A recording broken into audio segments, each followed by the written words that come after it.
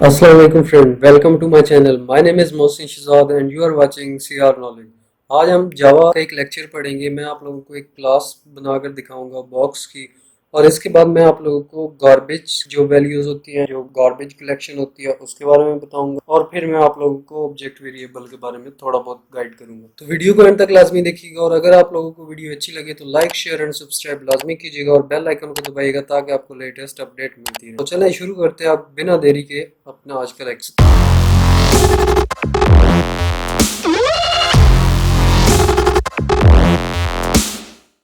तो वही पहले की तरह हम लोगों ने क्या करना है, एक नोट पैड को ओपन कर लेना है। नोट पैड पे हम लोग काम करेंगे। अच्छा, हम लोगों ने क्लास बनानी है बॉक्स की। इधर हम लोग लिख लेंगे क्लास बॉक्स। इसके हमारे पास तीन वेरिएबल होंगे, एक इसकी विड्थ, हाइट और लेंथ। ये तीन इसके वेरिएबल होंगे हमारे पास। उसके बाद हमारे पास हम एक कंस्ट्रक्टर बनाते हैं। बिल्कुल कंस्ट्रक्टर नेम सेम होता है क्लास नेम की तरह, और कंस्ट्रक्टर का रिटर्न टाइप नहीं होती। इन सारी चीज़ों के बारे में मैंने बताया हुआ है पिछले लेक्चर में। अगर वो वाली वीडियो आप लोगों ने नहीं देखी तो उसका लिंक मैं डिस्क्रिप्शन में दे दूंगा, आप वहाँ से जाकर देख सकते हैं। तो अच्छा, मैं ना कंस्ट्रक्टर में इनकी इनिशियल वैल्यू वैसे खुद से ही सेट कर देता हूँ। अब इसी तरह मुझे कंस्ट्रक्टर ओवरलोडिंग करनी है, यानी मल्टीपल कंस्ट्रक्टर बनाने हैं। तो मैं इसको क्या करूँगा, बॉक्स, अब मुझे इधर इसके तीन पैरामीटर दे देने हैं, और तीन पैरामीटर में हम लोग इस तरह,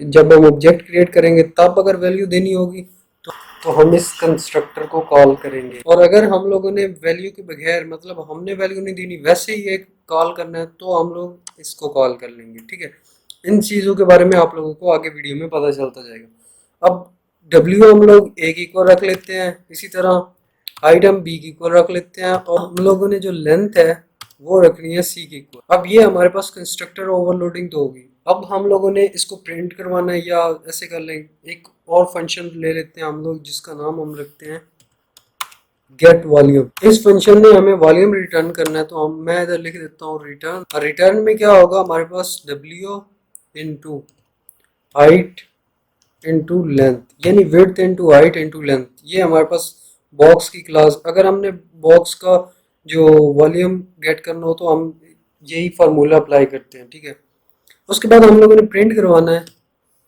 तो मैं इधर रिटर्न तो मैंने कुछ नहीं करना, तो इसलिए मैं वाइड प्रिंट लिख रहा हूँ। अच्छा, ये रिटर्न टाइप्स के बारे में आप लोगों को ज़्यादा ख्याल रखना है, और जो बाकी चीज़ें हैं जैसे कि सिस्टम का एस बड़ा होगा, इसी तरह आउट डॉट प्रिंटर, जो चीज़ छोटी है वो छोटी रखनी है, जो बड़ी है वो बड़ी रखनी है।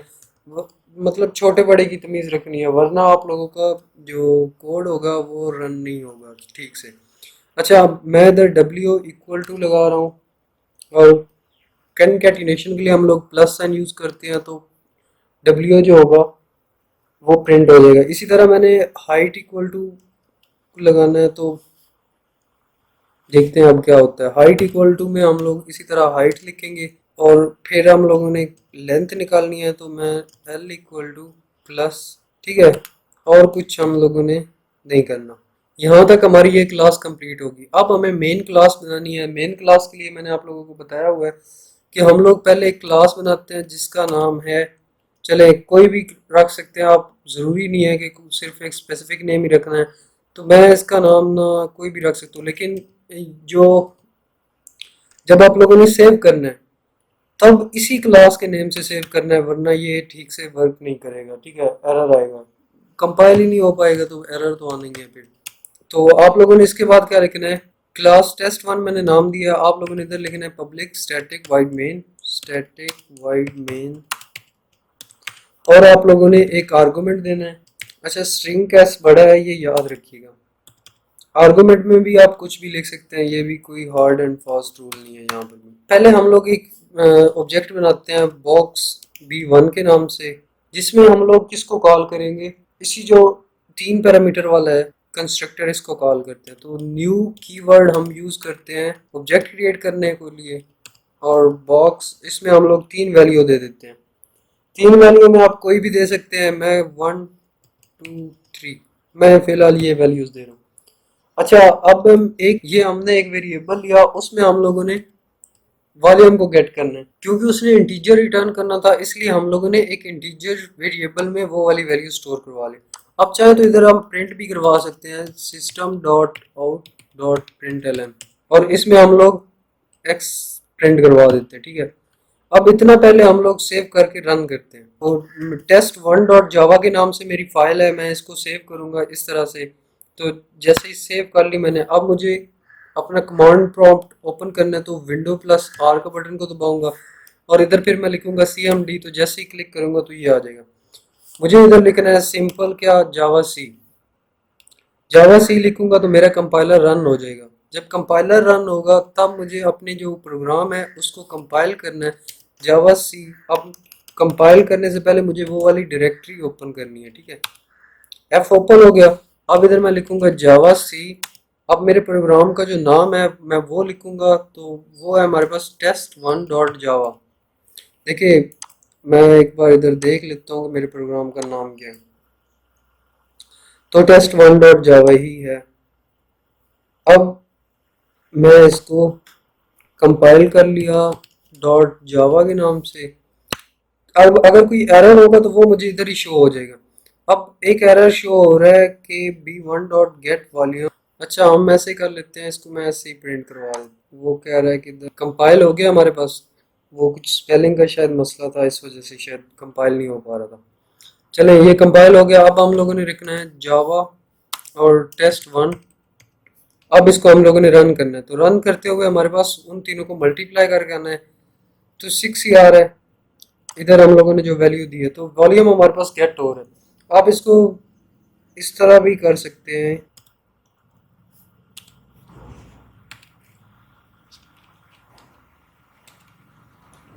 अब इसको सेव करके कंपाइल में करता हूँ, आप देखिएगा नो एरर। आप चाहें तो इस तरह भी कर सकते हैं कि एक्स में रख के और वॉल्यूम को गेट करें। चाहे तो आप डायरेक्टली इधर भी फंक्शन को कॉल करके प्रिंट करवा सकते हैं डायरेक्टली भी, इसमें कोई इशू नहीं होगा आपका। अब मैं जो दूसरा कंसेप्ट देना था वो था गार्बेज कलेक्शन का। तो गार्बेज कलेक्शन क्या होती है उसके बारे में मैं आप बताता हूँ आपको। अब इसी बॉक्स का हम एक और ऑब्जेक्ट क्रिएट करते हैं जिसका नाम होगा b2। और इसको हम लोग कोई पैरामीटर नहीं देते, ठीक है। अब इसने किस कंस्ट्रक्टर को कॉल करना है, इसने जो ये वाला कंस्ट्रक्टर है जिसका कोई पैरामीटर नहीं है इसको कॉल करना है। इसकी वैल्यूज जो होंगी वो ये होंगी, ठीक है। एक बार इसको भी प्रिंट करवा कर देख लेते हैं। b2 dot gate, sorry dot है यहाँ पर, b2 dot gate volume. Return में हमारे पास ये हो जाएगा और इसी में हम लोग प्रिंट करवा लेते हैं, ठीक है। इसको करते हैं सेव और रन करते हैं।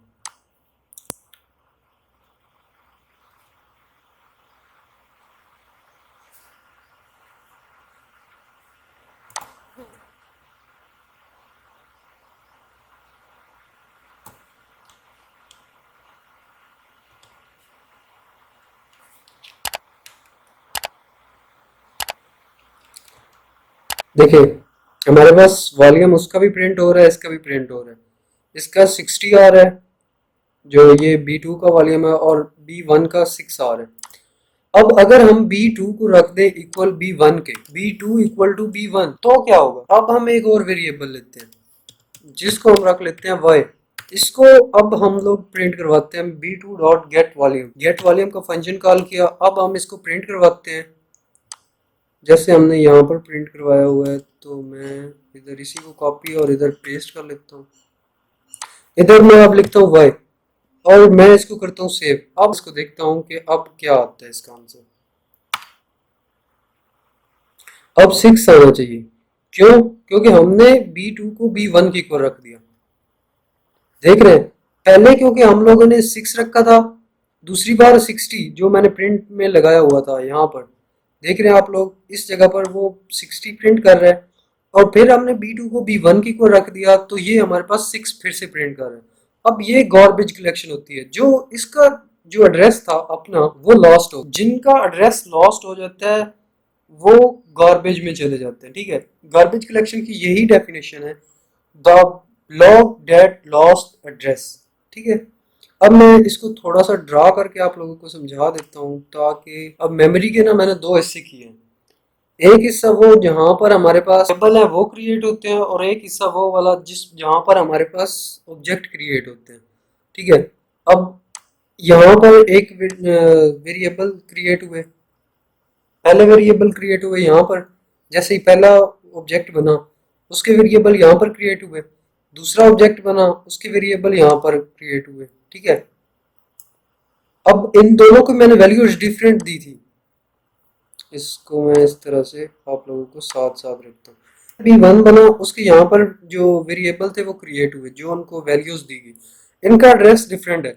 इसी तरह यहाँ पर एक क्रिएट हुए जो कि B2 के नाम से बने थे, लेकिन इनकी भी वैल्यूज डिफरेंट थी और यहाँ पर आ गए। ठीक है। अब नीचे जो ये वाली जगह है जो मैंने लाइन लगाई है दरमियान में, ये एक ऐसे समझो यहाँ पर हमारे पास ऑब्जेक्ट क्रिएट होते हैं।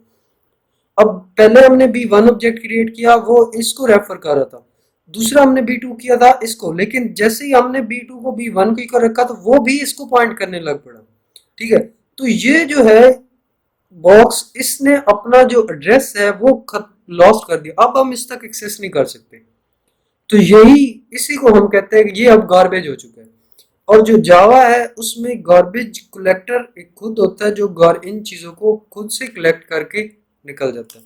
ठीक है। सी प्लस प्लस जो है, जो ओपन सी प्लस प्लस है, उसमें हमें खुद से कलेक्टर बनाना पड़ता है जो कि इन चीजों को हैंडल करता है, लेकिन जो जावा है उसमें हमें इस चीज की जरूरत नहीं है, वो खुद ब खुद इन चीजों को डिटेक्ट करता है और उसको रिमूव कर देता है। तो ये था हमारा आज का लेक्चर। उम्मीद करता हूँ आप लोगों को वीडियो अच्छी लगेगी और आप लोगों के लिए बहुत ही हेल्पफुल होगी। अगर आप लोगों को अच्छी लगी है तो फिर लाइक शेयर एंड सब्सक्राइब तो बनता है ना। मिलते हैं नेक्स्ट वीडियो में, अपना ख्याल रखिएगा। अल्लाह हाफिज़।